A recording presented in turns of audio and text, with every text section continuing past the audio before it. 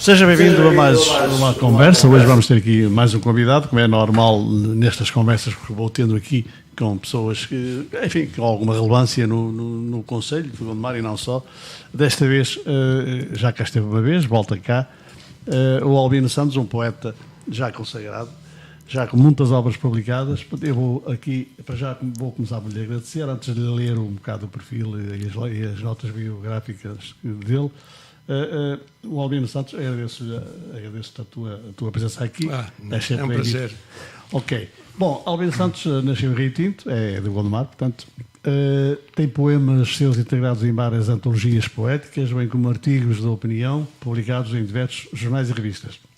Participante ativo em diversas iniciativas literárias e certamente poéticas de âmbito, e certames de poéticos de âmbito nacional, onde obteve vários prémios e foi distinguido com várias menções honrosas, sendo de assinalar o segundo lugar de menção honrosa no Concurso Nacional de Poesia de Fãs de 2014. Destaca-se ainda a sua participação na quarta edição de Poesia Luso-Galaica, onde foi distinguido com menção e honra e mérito. A qualidade da sua poesia pela crítica foi-se consolidando através da riqueza e pluralidade da sua expressão poética, sendo já um valor seguro. Isto, portanto, são já opiniões de críticos, portanto, que já avaliam realmente é um valor seguro no panorama literário. Possui um blog, isso agora é normal, isso é o Manuel António Pina. Exatamente, eu esqueci-me de dizer. Quem diz isso é o Manuel António Pina, na apresentação de uma das suas obras, que vou citar algumas: Passos, Traços e Laços, que foi em 2003, Entre Margens, em 2004, Gotas de Luz, em 2005, Diálogo de Sombras, em 2006, em 2008, Madrugada Sem Fronteiras, ainda neste ano, quem sabe, amanhã será a primavera, ainda com autoria com Maria Mamed. É isso. Quem sabe, amanhã será a primavera. É um bonito nome. A evocação do teu nome, em 2010, em 2011, nos leves dedos de um vento, Onde Fica o Longe, também em 2003, Alma de Pássaro, em 2016, e agora vai ser presente no próximo dia 15 de dezembro, na Casa de Gramido. Sim, é no próximo dia 15 de dezembro, às 5 da tarde, um sábado, num lugar simbólico. Portanto, foi a Convenção de Gramido. Na Casa de Gramido, um local muito, muito aprazível, com um enquadramento paisagístico espetacular. Onde desde já eu convido todos a participarem. Não convido a ir, convido a participar. Porque as apresentações de livros devem ter a participação dos leitores. Exatamente. Portanto, convido-os a participar nessa apresentação, que será magnífica, e a apresentação será feita por uma figura ímpar, digamos, da cultura portuguesa, que é a doutora Conceição Lima. Portanto, este é a Incandescência dos Astros, o teu último livro, a tua obra, digamos assim. Este livro que vai ser apresentado no próximo dia 15. O título de capa é Incandescência dos Astros. É um livro que eu sempre quis fazer, porque é um livro diferente de todos os outros, e espero que vai ser... Espero, pelo menos... Aliás, os livros estão aqui à nossa frente, alguns deles que publicamos estão aqui à nossa frente. Essa é a expectativa, que quando um escritor escreve qualquer coisa, o livro tenha realmente uma opinião positiva junto do grande público. Não é que essa opinião seja importante, porque a parte comercial, enfim, a editora que trata dessas coisas, mas eu escrevo essencialmente para mim, escrevo aquilo que gosto, não escrevo aquilo que sinto. Não escreves para agradar ao determinado setor? Há escritores que escrevem para públicos-alvo, há escritores que tendem a escrever para públicos de uma determinada faixa etária. Há escritores que escrevem sobre determinados temas. Enfim, não critico isso. Enfim, é uma estratégia de cada um. Eu limito-me a expressar para os meus livros aquilo que sinto, aquilo que penso da sociedade, dos sentimentos, tudo que nos envolve. E as pessoas, enfim, pelo menos o feedback que eu tenho tido têm visto e lido com agrado, portanto, todos os meus livros. Portanto, eles estão esgotados, as edições estão esgotadas e esgotam-se facilmente. É sinal que, enfim, que o público que adere. Portanto, estás de acordo com o que dizia aquele grande homem que foi, grande historiador e ainda nosso contemporâneo, com o Agostinho da Silva, que diz que um escritor não deve escrever para não deve escrever para intelectuais, deve escrever para todos os setores. Claro. Ao escrever, portanto, isto quer dizer que, por norma, por regra, normalmente há aquela tendência para escrever só para intelectuais, não é? E o acesso àquelas... Há casos realmente incompreensíveis de escritores com um nome já, enfim, conceituado na literatura, e que têm os seus objetivos comerciais bem definidos e não se escondem. Isso não é criticável. Cada qual opta pela via que sente que serve, que é mais característica, não é? Não é o meu caso. Eu escrevo para mim. Por 2 motivos. Primeiro, porque sinto uma necessidade intrínseca de escrever. Eu convivo paredes meias com a escrita. Eu, se passo um dia sem escrever, enfim, durmo mal. Portanto, tenho necessidade de escrever. Nem que chegue ao fim daquilo que escrevi e faça um delete e apague. Enfim. Já da última vez que cá estiveste, já há algum tempo, disseste que não eras um autodidata. Não sou um escritor autobiográfico. Exatamente, eu confundi. Eu não escrevo sobre mim. Mas inspiras-te em alguém. Não escrevo sobre mim. Embora é evidente que em cada uma das partes que escrevo há sempre, enfim, a impressão digital do autor, não é? Mas eu não sou, por essência, um autor autobiográfico. Então eu escrevo sobre quê? Eu escrevo sobre tudo o que nos rodeia. Escrevo sobre a sociedade, escrevo sobre os sentimentos, escrevo sobre o amor, sobre as relações pessoais, sobre o ser humano, sobre a vida. Enfim, é muito diversificado os temas que eu abordo. Conforme o teu estado de alma estiver? Sim, enfim. E até já me aconteceu por diversas vezes eu começar a escrever qualquer texto num determinado sentido e ir acabar exatamente no sentido oposto. Portanto, evidentemente que a minha impressão digital, digamos, essa é inapagável, mas não sou decididamente um autor autobiográfico. Mas segues uma linha métrica ou... É diferente. O estilo, enfim, isto é a forma como Claro, exatamente, eu entendo. Se falarmos da forma como eu escrevo, evidentemente que eu sigo uma linha poética muito característica, muito pessoal. Portanto, já há pessoas que, se virem um poema, se não tiverem o meu nome por baixo, sabem, este poema é de Albino Santos.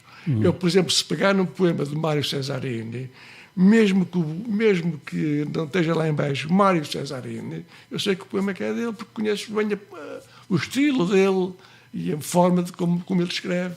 Portanto, as pessoas vão ganhando, vão se impondo através do seu estilo. E foi esse estilo que eu fui ao longo dos anos aperfeiçoando. Enfim, e penso que este último livro é um livro nesse aspecto muito significativo, porque tem um perfil poético que eu há muito desejava fazer, não é?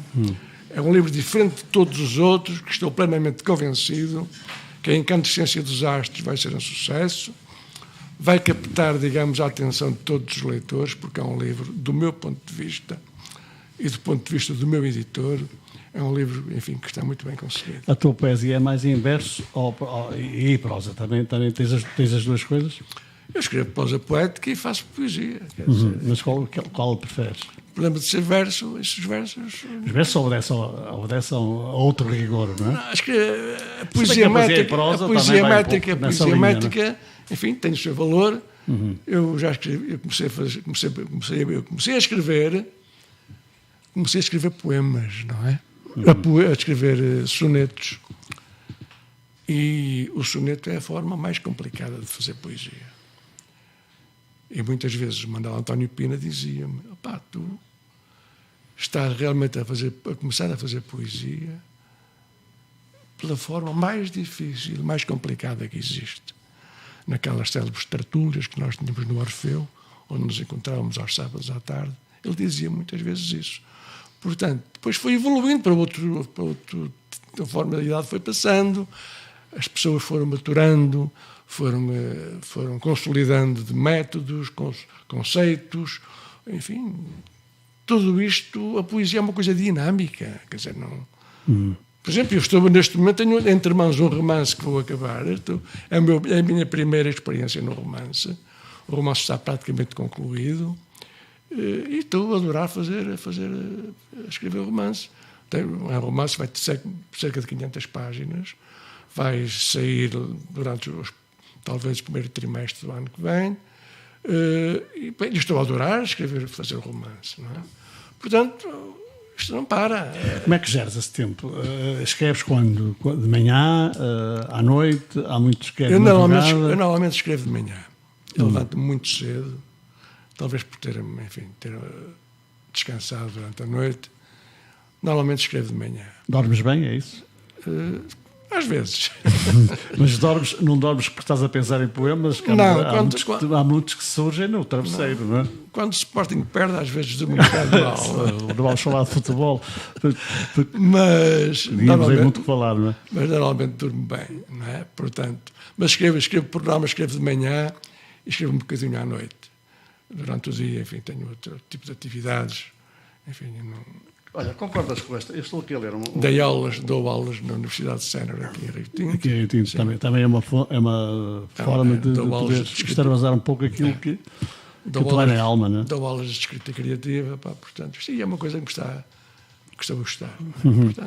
Portanto, sabes que a vida é feita de experiências. É evidente. E parar é morrer. Isso é. A poesia para ti é uma vida que vagueia por todos os caminhos do mundo? É isso? É uma definição concreta de um grande autor? Achas que ela vagueia assim? A poesia caminha sempre um passo mais à frente. Não é? Portanto, a poesia antecipa muitas vezes os acontecimentos. Não é? Portanto, se tu lês Pessoa, eu sou um pessoano, enfim, muito dedicado, principalmente nestes últimos 2 anos, comecei a dedicar-me mais a Fernando Pessoa. Fernando Pessoa era um ser tímido e então criou os seus heterónimos exatamente para onde ele refletia tudo aquilo que ele próprio não queria dizer, não é? Então, se lês com atenção os heterónimos de Pessoa, vês coisas que aconteceram muito depois de terem sido escritas, não é? Portanto, aquilo previu. Portanto, o poeta caminha sempre um passo à frente. O escritor caminha sempre um passo mais à frente. Tu és um autor que tens publicado tudo aquilo que escreves ou tens muita coisa escrita sem publicar? Tenho muita coisa escrita que não publiquei ainda. E o que é que nem sei se um dia publicarei. O que é que sente estou a falar isso como um homem que desenha, não é? Há o desenhador, há o artista, o pintor. Normalmente as obras não saem todas cá para fora, ficam lá e depois, mais tarde, é que sim, mas eu ainda não penso nisso. É isso que pensas, não? Não, tenho lá montes de coisas escritas, quer em papel, quer em ficheiros de computador, mas não sei o que vou fazer àquilo. Como é que tu fazes a seleção? Quer dizer, ao escreveres, naturalmente vais tendo alguma dificuldade de escolher um, escolher outro para fazer a seleção? Não. Ou é fácil? Porque no meio de tanta papelada, no meio de tantos versos, no meio de tanta prosa... Não. Eu tenho esses escritos que eu tenho, enfim, em arquivo, não Arquivo, quer dizer, computador? Sim, não os transformo em livro. Aí é mais fácil. Eu, quando quero fazer um livro, eu parto do zero e esqueço completamente tudo o que está escrito. Tu utilizas a informática. Há quem não utiliza, há poetas que não fazem isso. Sim, eu normalmente escrevo em computador, mas tenho sempre ao lado umas folhas A4, onde tomo notas, é um auxiliar precioso, é tomar umas notazinhas ao lado. Olha, destas obras, tu já vais, eu já perdi a conta de quantas são publicações. 12 ou 13 já. 13 publicações. Há um que particularmente que tens manifestado isto aqui, que gostas. Eu convidava-te a escolher um poema para começarmos também por ler um poema de um livro que pretendas. Não sei se vamos tirá-los da frente, mas de qualquer forma, depois coloca-se no mesmo. Mas que, acho que era interessante. Não sei. Acho que era interessante. Um livro, este fiel, foi escrito em... Qual é o título? Em 2008, é Onde Ficou Longe. Onde Ficou Longe. Este é Onde Ficou Longe é em 2013, não é? E eu vou ler aqui. É um pequeno excerto, só para dar a conhecer um pouco da tua escrita, da tua forma de poética de escrever. Eu vou ler então um texto poético, Abri à Sorte. É um texto que diz o seguinte: uma pequena d'água. Podes ver, bebe, que é para refrescar um pouco a garganta. Mas tens aqui também, depois deste livro aí, sim. Que queria que naturalmente, que isso é o livro novo. A Incandescência dos Astros. É para dar um cheirinho também às pessoas do que vai ser isso. Eu gostava de fazer uma surpresa, mas enfim. Não. Eu vou ler então este texto poético do meu livro Onde Ficou Longe, publicado em 2013. Hoje não há estrelas. A noite cai sobre mim. Envolveu-me como se eu estivesse à minha espera, sussurrando o teu nome. Minha alma, tão escura quanto a noite, misturou-se com o breu e deixou-se acolher pela escuridão.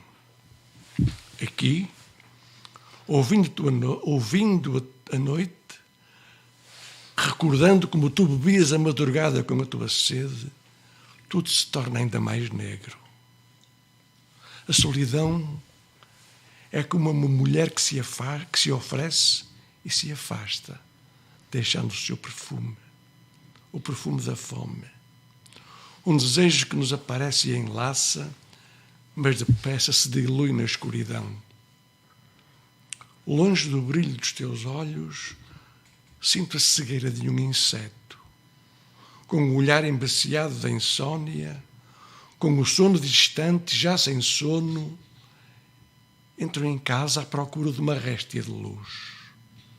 Tudo é silêncio, e o silêncio é negro, mais negro que o céu.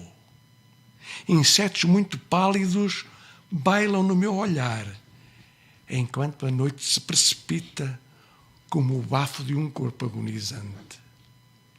O som da noite é feito da tua ausência. Muito bonito mesmo. Não sei se queres colocá-lo lá, porque a linha vai servir. Isto é um texto poético. Enfim. Sim, senhor. Está muito... Tu também utilizas muito o erotismo. Não, eu não escrevo poemas eróticos. Não é erótico. Eu já não é bem... Sensual. Sensuais, exatamente. É isso que eu queria. Erótico é um bocado forte, exatamente. Não é bem isso que eu queria dizer.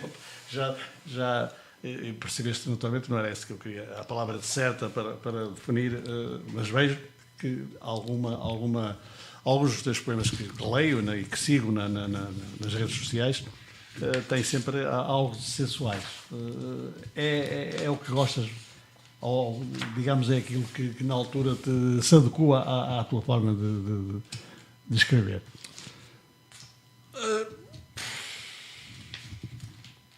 Sabes? Há de haver uma preferência, não é? O amor... Ninguém vive sem amor. Não é? Sim, isso é verdade. Eu costumo dizer que quem não ama não vive, apenas existe. Pronto, o amor está em cada um dos nossos gestos, em cada uma das nossas palavras, em cada olhar. Pronto, nós estamos inundados de amor. O amor faz parte da vida como o respirar, como o ar que respiramos. Portanto, e necessariamente, quem escreve tem que falar sobre o amor. Ora, a forma como escreve Bom, isso é, enfim, é outra coisa, não é? É outra coisa, não é? Mas se quiseres que eu te leia um poema sensual... Sim, já agora. Não é? Já agora, eu posso... Já que falei nisso. Já que falaste nisso... Exatamente. Estás a escolher, portanto, de acordo com aquilo que aqui foi... Estou a escolher um poema que... do meu próximo livro, até para suscitar... Algum interesse. Despertar curiosidades. Não é? Então escolhe bem. Porque, portanto... Então vou ler.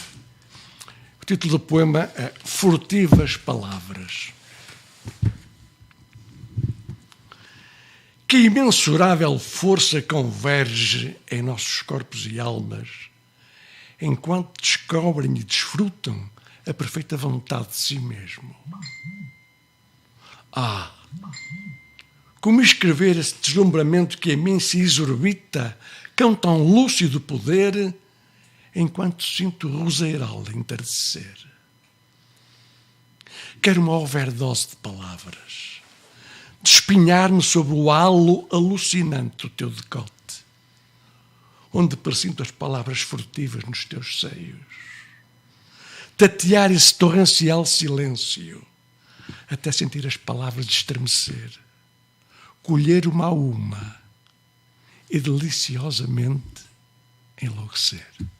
Sim, senhor. Está muito bonito. Sim. Isso realmente abre o apetite para a leitura a Encantos Sem Desastres, não é? Vais ler naturalmente tinha mais algum. Bom, vamos continuando. És católico? Parece que a pergunta te causou assim alguma surpresa. Está-te a gostar de responder? Eu acredito que há um Deus. É que eu ia fazer essa pergunta mesmo, exatamente. Há um Deus criado que nos Agora, não me acredito é que o Deus que criou este mundo seja um Deus que faça com que haja fome no mundo, que faça com que haja guerra, que faça com que os homens não se entendam uns com os outros. Não pode ser esse Deus. O Deus em que acredito não é esse. O Deus em que eu acredito e que eu julgo que existe é o Deus do amor, é um Deus bom. E um Deus que cria todas estas desigualdades. Um Deus que cria todas estas, fomenta todas estas guerras. E que cria todas estas misérias humanas que nós vemos. Não pode ser o Deus que criou o universo. O Deus que criou o universo, naquele em qual eu acredito, tem necessariamente que ser justamente um Deus bom. Acreditas num Deus, num ser superior. Deus que criou os homens, não é? Claro. E não no Deus que os homens criaram. Porque sim, de certa forma, esse trocadilho de palavras realmente vem ao encontro daquilo que eu penso, não é?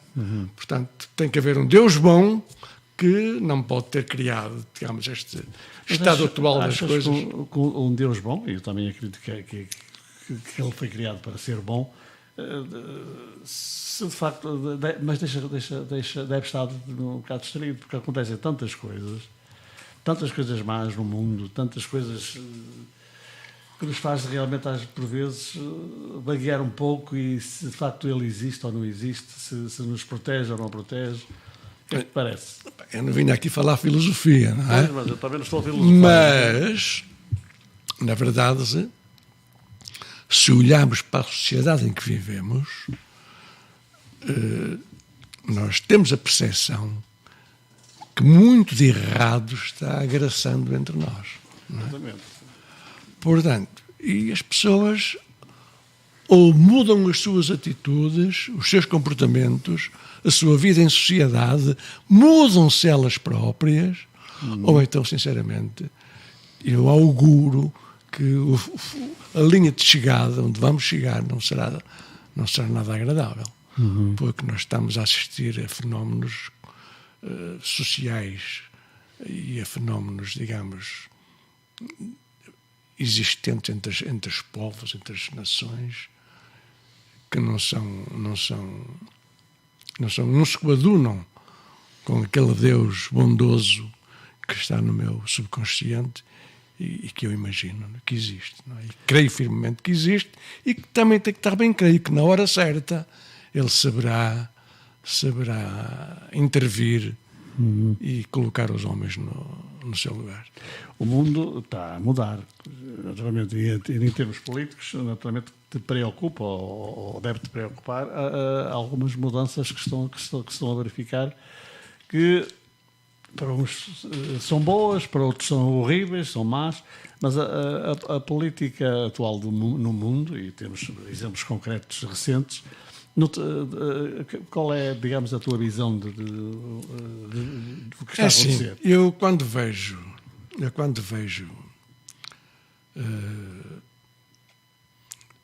na Itália, na Alemanha, na Polónia, na República Checa, na Áustria, estou a falar de países europeus. Exatamente. Quando vejo uma extrema-direita populista, que subverte todos os valores republicanos aos quais eu me considero ainda fiel, e serei fiel a eles até sempre. Quando vejo de fora da Europa, designadamente nos Estados Unidos e no Brasil, apelos de candidatos, por exemplo, no Brasil, o apelo, enfim, à extinção de raças, à segregação das pessoas por sexo, pela cor, pela religião. Quando assisto a um candidato a apelar à violência,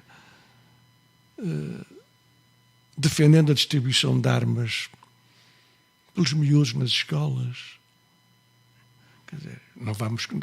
Quando eu vejo tudo isto, eu pergunto, onde é que vamos parar? Quando vejo a corrupção que graça como um vírus invisível, e aí já não falo só desses países, falo também aqui em Portugal. Sim, a corrupção é por todo o mundo. Né? Portanto, uns mais, outros menos. Quando vejo que a justiça não é justa, a justiça funciona para quem pode pagar a bons advogados, para quem tem dinheiro para suportar os custos imensos que isto comporta, enquanto que quem não tem dinheiro terá que se contentar com um advogado estagiário, nomeado gratuitamente pelo Ministério Público, para simular uma defesa, por vezes. Portanto, há uma desigualdade cada vez mais imensa. E aí todo este estado de coisas na política, não é, que eu vejo agravando todos os dias, ainda hoje estava a ler o jornal e vai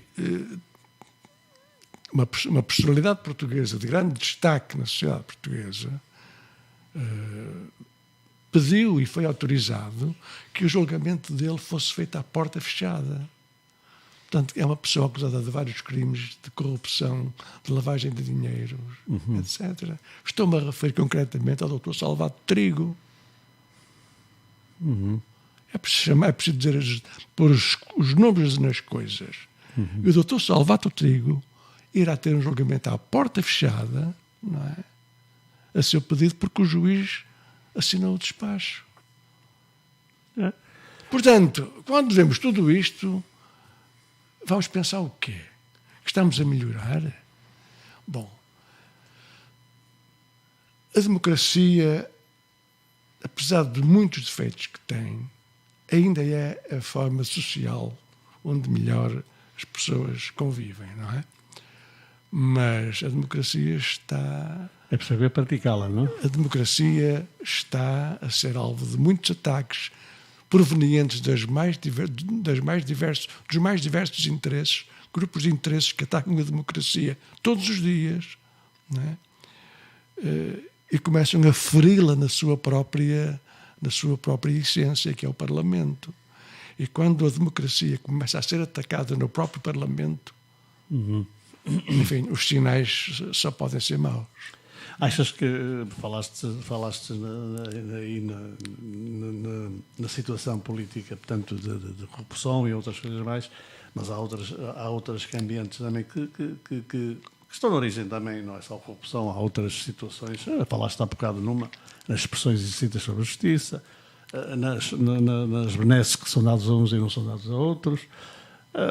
Um desgraçado vê publicado em qualquer lado. Aliás, agora até é fácil, numa auditoria, de se ver o que a pessoa... no outro dia já se sabe na internet e vê-se a gravação já. Mas achas que voltando à questão que eu queria, e que, no seguimento daquilo que disseste, achas que temos uma Europa submissa aos grandes interesses económicos? Eu não tenho dúvidas disso. Não tenho dúvida disso. Mas tem que haver uma forma de sairmos desta porque os interesses são tão de maneira instalados. Essa é a pergunta de €1 milhão. Pá. Pois é. É exatamente essa. Portanto, enfim, vamos ver. Há sempre interesses. Cada um, que a pessoa que se assuma um cargo, dá a impressão que há sempre um interesse por trás. Não achas que isso que devia... Há países que enfim, de grande dimensão. Nós não precisamos sair do país para verificarmos isso. Não. Nós temos dentro do país exemplos mais que suficientes para nos obrigarem a refletir sobre o caminho que vamos a percorrer. Não é?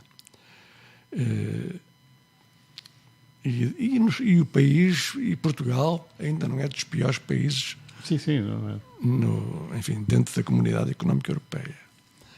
Mas realmente há fenómenos estranhíssimos. Eu não diria que são estranhos, são pelo menos, se não são estranhos, são pelo menos aberrantes, que se vão passando e que as pessoas quase que já aceitam, quase que já convivem com isso. Já se estão conformadas. E a pior coisa que pode haver numa democracia é o conformismo, não é? Por isso é que o poeta é um ser sempre inconformado. Não é? E vai sempre à frente, como eu disse há pouco. Pois isso é normal. E eu que vinha para aqui falar dos meus livros... Não, podes falar, não vais falar só aqui dos teus livros. Estou a falar de política. Estou a falar dos teus livros, tinhas que os ler todos. Quando a política para mim durou 4 anos... Era isso que eu te ia perguntar. Foi uma vereador da Câmara... És um homem de esquerda, portanto, claro. Continuas nessa rota. Sim. Há algumas críticas nessa área. Estás politicamente de alma leve ou alma pesada? Já foste político, não é? Eu diria que neste momento a política para mim não é atrativa. Não digo mais nada. Se me dissessem para voltar para exercer qualquer tipo de cargo político, eu diria não, muito obrigado, passei muito bem, mas eu não aceito. Mas estiveste lá e estive lá nesse tempo, pelo menos? Orgulho, foi um tempo de aprendizagem, foi um tempo em que eu acho que se fizeram coisas boas, em que eu pelo menos saí de consciência tranquila e se voltasse àquele tempo e àquela época, teria feito exatamente a mesma coisa. Agora, verifico que as coisas foram evoluindo, as pessoas... começaram a deixar-se devorar por esta máquina trituradora que nunca se sacia, que é insaciável, e então, pronto, as pessoas têm, de certa forma, desviado o percurso mais original e mais puro, portanto, que existia daquele que havia no meu tempo, do que aquele que havia no meu tempo. A política no meu tempo exercia-se com outra devoção, com outro sentido de responsabilidade, mas a maior parte deles com outra pureza. Ganhava o dinheiro, tão pouco. Exatamente. Exatamente. Agora portanto, as coisas mudaram-se completamente. Por isso é que eu digo, a política hoje para mim não é atrativa. Olha, és um homem... Dá-me muito mais prazer escrever. Já foste vereador. Eu não vou estar aqui contigo 1 hora só a falar de poemas, porque realmente claro, o tema também se esgota, não é? Claro. Mas tenho, como um homem, como um intelectual cá do sítio, cá da zona, do nosso querido Gondomar, tens exatamente uma visão de tudo o que está a passar. Qual é a tua sensação neste momento, uma visão assim, sobre o nosso concelho? Em termos políticos, em termos sociais, enfim, o que quiseres abordar. Gondomar tem que ser analisado sob uma perspectiva mais ampla. Nós não podemos esquecer que Gondomar está inserido na área metropolitana do Porto. Não é? É uma vastíssima zona que envolve muitos municípios e obviamente que Gondomar é afetado positiva e negativamente por essa envolvência, não é? Exatamente, isso é óbvio. Portanto, mas eu diria que, efetivamente, Gondomar tem desenvolvido de forma substancial a partir do momento em que houve, digamos, uma desconcentração de poderes feitos em 2000 antes de chegar a Troika, 2000 e pouco, não é? 2009, 2008, 2009, por aí. A partir daí as câmaras começaram a ter mais poder sobre algumas coisas e por outro lado, houve aquilo que não havia até então, houve haver cooperação entre os vários municípios, uns com os outros. Um exemplo, o metro, que hoje já ninguém convive sem o metro de superfície, não é? Só foi possível porque 9 municípios se entenderam. Portanto, o metro só foi possível porque houve entendimento entre esses 9 municípios. Portanto, isto é um exemplo. Os municípios passaram a dialogar mais uns com os outros. Há agora projetos intermunicipais que abrangem mais do que o município, não é? E isso só é benéfico quer para o próprio município, quer para toda a região. E a região só beneficia disso. Portanto, a região da área metropolitana do Porto é hoje muito mais atrativa, começa a ter zonas bem definidas de lazer, zonas industriais, começa a ter acessos, enfim, mais diversificados, mais eficazes, enfim, há toda uma evolução que se sente. A parte cultural, houve um imenso desenvolvimento no aspecto cultural, e particularmente em Gondomar, eu noto isso. Gondomar tem desenvolvido culturalmente bastante, não é? Talvez por serem autarcas jovens com ideias novas e com outra dinâmica, tem realmente trazido para Gondomar eventos importantes. Estou-me a lembrar da Capital Europeia do Desporto, por exemplo. Estou-me a lembrar de grandes eventos que antigamente era impossível pensar neles, no meu tempo, e que realmente, portanto, as pessoas... No teu tempo, desculpa só interromper, mas no teu tempo tinhas um orçamento que andava aos 900 mil escudos. Estava lá em escudos. Exatamente. Que dava à volta de 5 milhões de euros. Meu Deus, andamos agora qual é o orçamento da Câmara? Não faço ideia. São 23 milhões ou 24, já nem sei, mas penso até que é mais. Agora andar à volta disso. Agora tive um lapso de que não me lembro bem em concreto. Não sei, não faço ideia. Acho que são 26 milhões, se não estou enganado. Mas até portanto, mais, mas... apraz-me registar que a Câmara tem mantido um bom relacionamento com os municípios, e recorda-me dos grandes conflitos que haviam entre a Câmara e a população. Também te recordas disso, certamente? Sim, recordo perfeitamente. Hoje não, hoje a Câmara está em perfeita comunhão com os municípios, e isso é bom. Isso é bom porque estabelece um diálogo, digamos, um diálogo frutuoso, um diálogo que capacita as pessoas a verem as coisas com outros olhos, a saberem analisar todos os ângulos do problema, não é?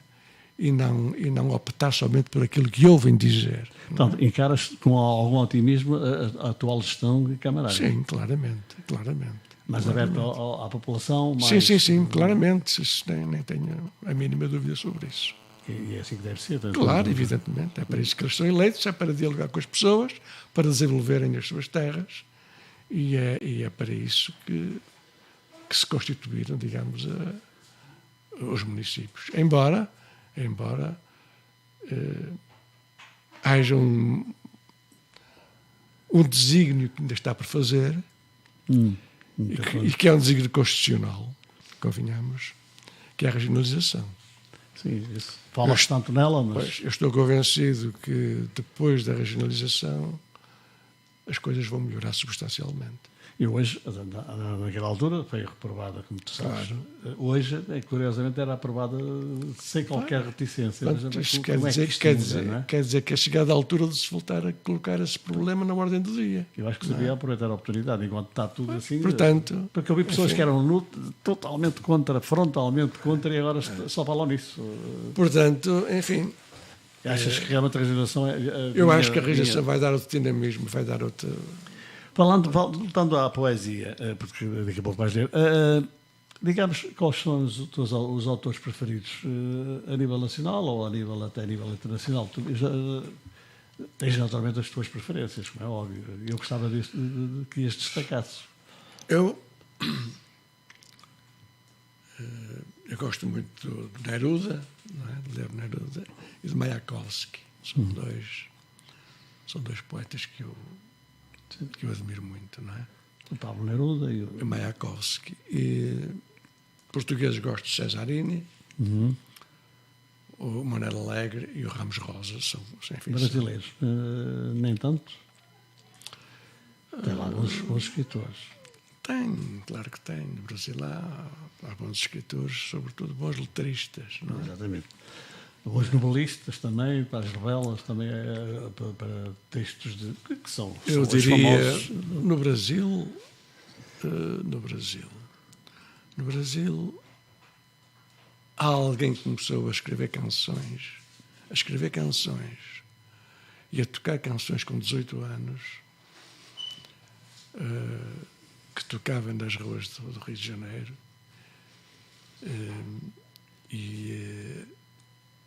e nas favelas, e cantava aos turistas na praia em Copacabana. Era um jovem adolescente. Hoje já tem 70 e muitos anos, perto de 80. E é para mim um dos grandes poetas brasileiros. É o Chico Buarque de Holanda. Sim. Já tem perto de 80? Deve ter. Dava-me a ideia que era muito mais novo. Porque ele tem sempre aquela cara sempre de menino. Não sei quantos tem, mas 70 e tal, deve ter. Mas 80 acho que não terá. Mas porque ele tem sempre aquela cara de jovem, não é? Por isso começou... Mas eu gosto muito dos poemas dele também e gosto muito de ouvir cantar. Tem as duas situações que são realmente muito boas. Bom...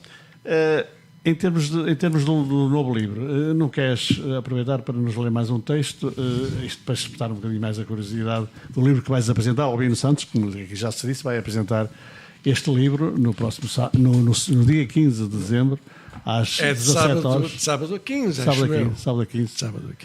Às 17 horas, na Casa de Gramido, onde foi feita a famosa Convenção de Gramido, em Valbom. É um panorama parasidio. Quem vai apresentar o livro é a doutora Conceição Lima.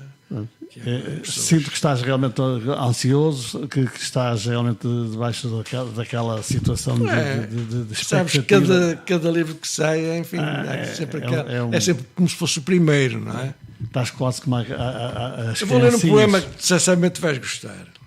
Os que tens lido, tenho gostado deles, senão não os lia. A maior parte dos livros eu já os li.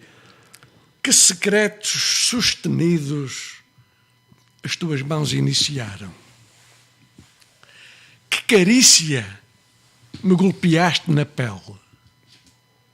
Meus olhos cerrados enchem-se de luz na noite insone e tu acordas em mim a minha vocação de pássaro.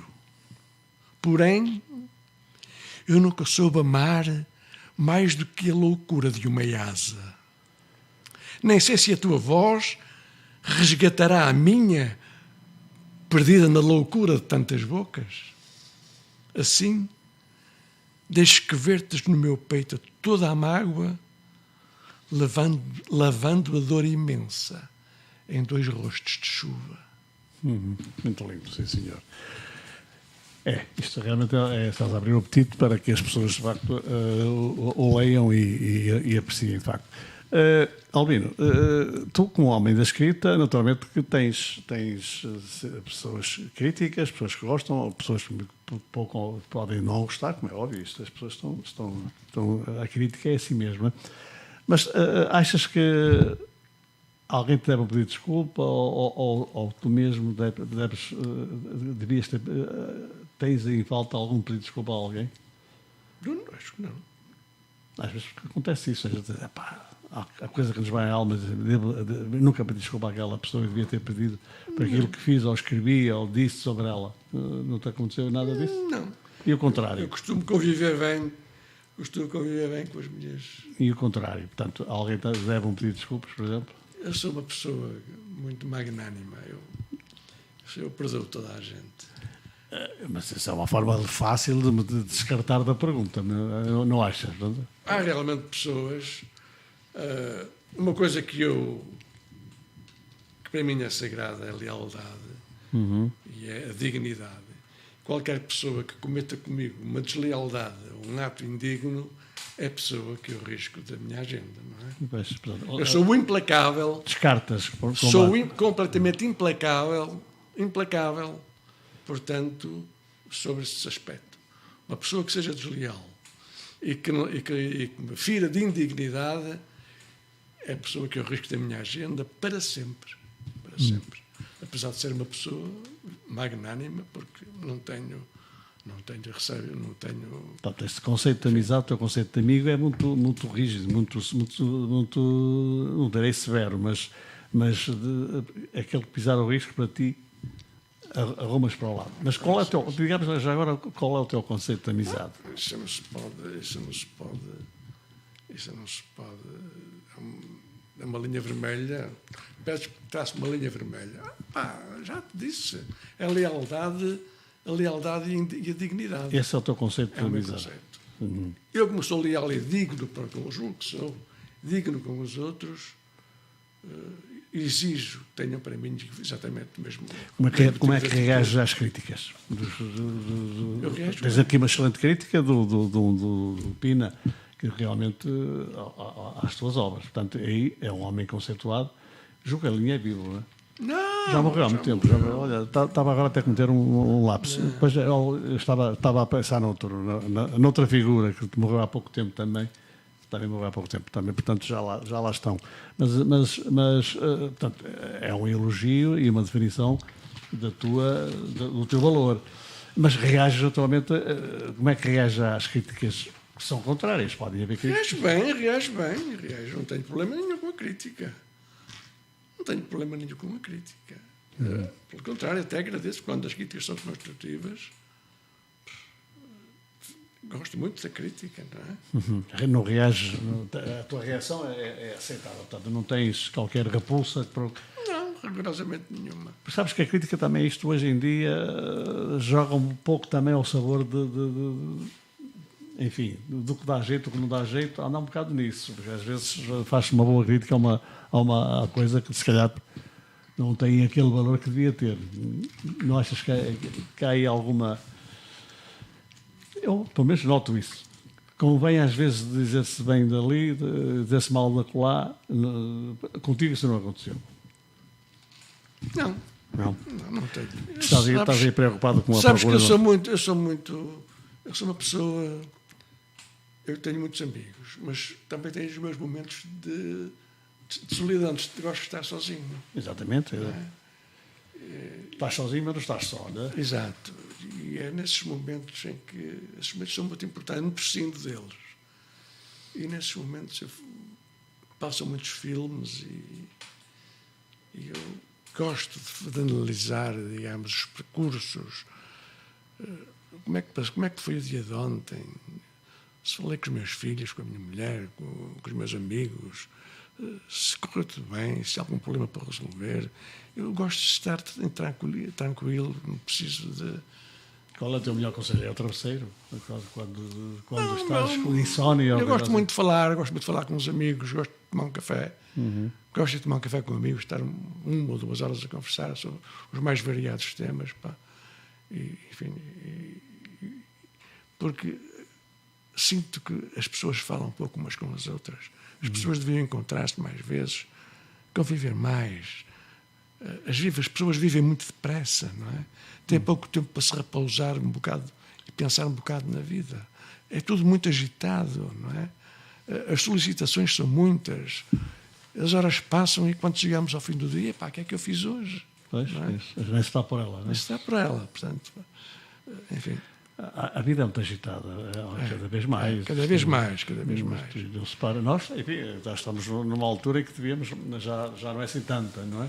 Mas, de qualquer maneira, sofremos na pele isso, a agitação, porque para não estar parados, como tu e eu, que apesar de já de estarmos a poder descansar e não nos chatearmos com nada, continuamos aqui a agitar, a entrar na agitação. Mas esta é uma forma de agitar. Mas esta é uma agitação que me dá prazer. Eu gosto de me sentir agitado quando estou a escrever. Exatamente. Eu, quando escrevo, gosto de me sentir com pica, como se diz agora diz a malta nova. Eu gosto de me sentir agitado quando estou a escrever. Vamos lá falar um pouquinho mais desse livro, porque é o que vai ser agora lançado no mercado e vai ser a apresentação já no dia 15 de dezembro. Eu vou-te ler um poema, então. Então vamos lá. E depois eu gostaria que me traçasse digamos, um panorama do que é essa, a poesia que aí contém. Se isso é possível, não sei se... fazer então, assim sendo, eu leio-te a nota de autor. Então, pronto, se calhar até não era pior. Ficarmos a identificar melhor a nota de autor. Ora, como já não escrevi um livro há 3 ou 4 anos, eu decidi escrever uma nota de autor, não só justificar porque voltei a escrever, porque as pessoas, enfim, apesar de eu continuar a escrever na minha página, as pessoas interrogavam assim, não publicas. E então achei que devia uma explicação aos meus leitores. Então fiz uma nota de autor neste livro.